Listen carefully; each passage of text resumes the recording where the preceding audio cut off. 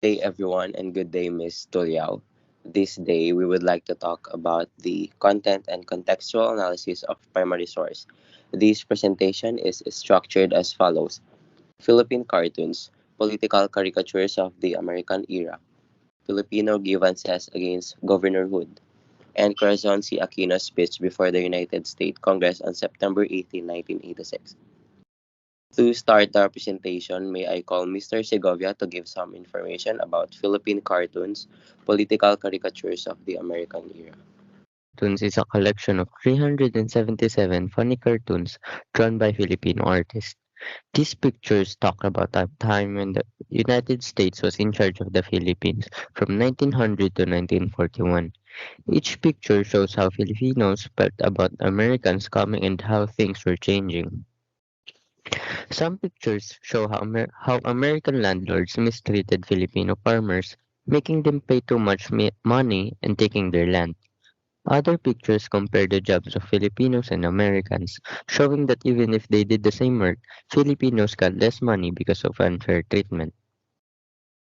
These drawings also reveal that Americans controlled Filipinos by taking important jobs, making Filipinos work hard, and asking for the respect and money. In simple words, these funny pictures tell stories about Filipinos feelings when the United States was in charge.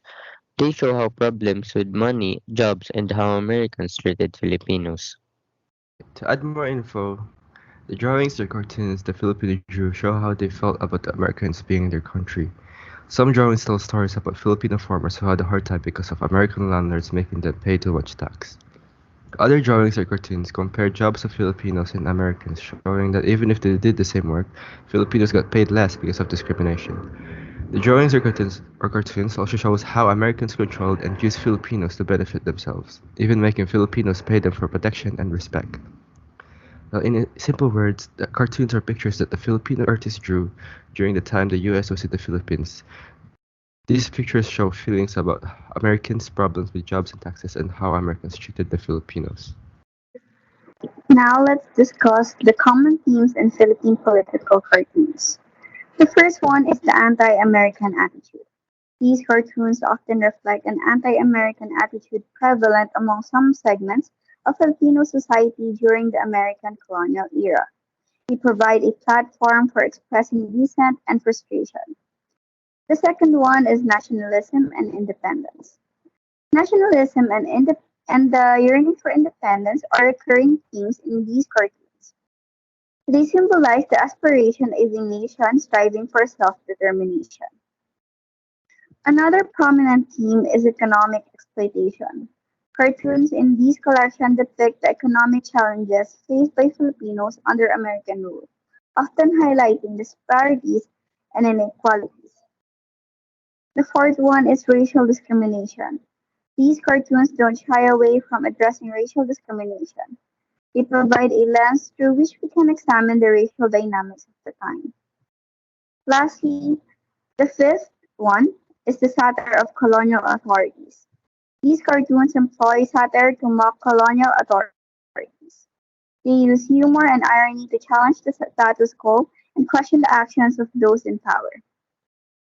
These topics in Philippine political cartoons from the American era represented both the Filipino people's ongoing struggle for independence and self-government, as well as the country's complicated and evolving relationship with the United States at the time.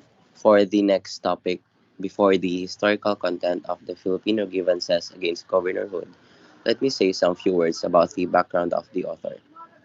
Gregorio F. Zaide. He was born on May 25, 1907, and he died on October 31, 1986.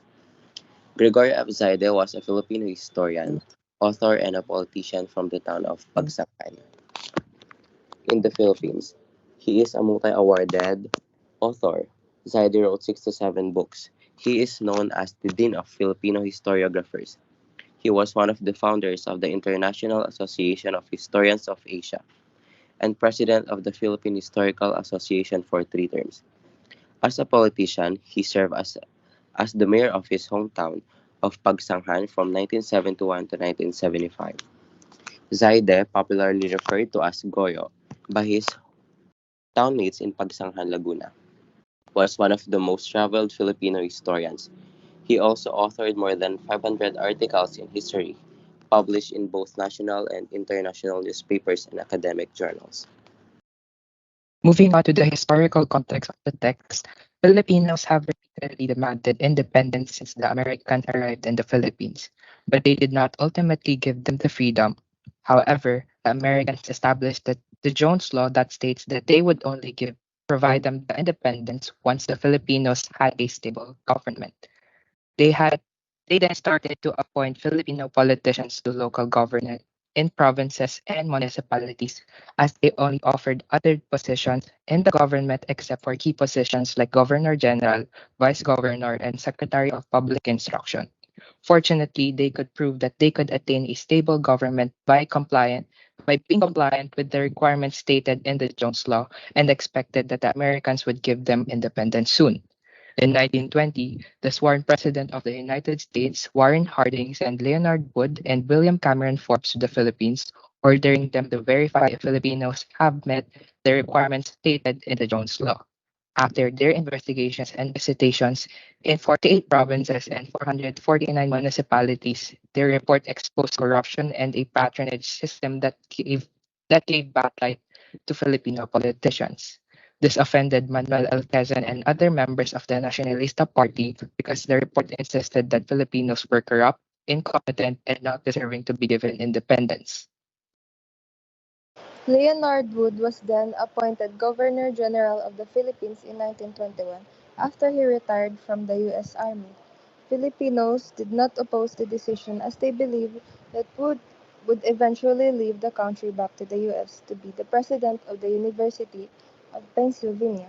Unfortunately, he stayed and became the Governor-General until he died in 1927. During his reign, he corrected the misconduct of local politicians, vetoed several bills passed by the Philippine legislature, appointed American military men under the executive branch, and reinforced the powers and jurisdiction of the Governor-General, which was significantly weakened from the last government. Quezon and the others did not support these changes, which led to the cabinet crisis of 1923. The protest against Wood started when he reinstated Ray Conley, who was accused of receiving money from the gamblers. The former Manila Mayor Ramon Fernandez raised this to Wood, but then advised bringing up the case in court. Unfortunately, Ramon and Justice Secretary Jose P. Laurel failed as Conley pleaded not guilty and was allowed to be reinstated. This insulted the two when they learned about the reinstatement.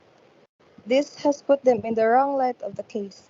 As a countermeasure, they insisted that Conley must be reinstated not because he was innocent, but because he was an American.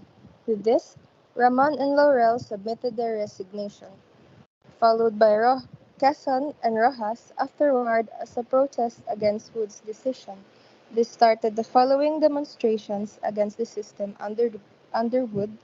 This protest are then summarized into a document known as the Filipino Grievances against Governor Wood. For the last topic, let me introduce Ms. De Guzman to share some information about Corazon C. Aquino's speech before the United States Congress on September 18, 1986. Now I will share the summary or important parts of Ms. Corazon C. Aquino's speech before the United States Congress on September 18, 1986.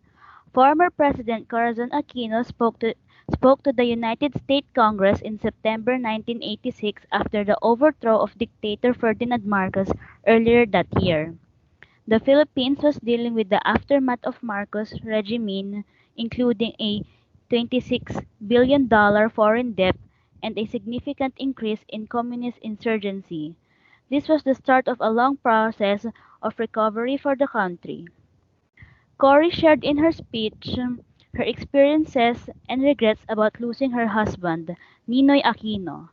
She offered a brief summary of how Marcos suspended the Philippine Constitution and shut down Congress, which ultimately led to the exile and death of Ninoy Aquino. Now I will call on Angelica Alberto to continue. Former President Corazon Aquino discussed some of her goals as the new president of the Philippines, requesting emergency aid of $200 million and financial aid to rebuild the Philippines economy, including starting reintegration programs for the recovery of the nation's many regions and reinstituting and modifying the Philippines Constitution, which will be the initial steps towards restoring the government. The speech was emotional, and the former president successfully defended her stance on the communist insurgency, a sensitive topic in the US in 1986. To continue our presentation, Mr. Clark will be the one who end our topic. The former president's speech received 11 interruptions of applause and standing ovation at the beginning and end. House Speaker Tip Munil called it the best speech he had ever heard in his 34 years in Congress. Senate Majority Leader Robert Dole praised the Speaker for hitting a home run.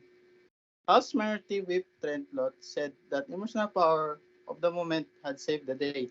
This speech will go down in history as one of the former president's greatest addresses. And that's and that brings us to the end. I'd like to thank you for your time and attention today. That's all for our presentation, and thank you for listening.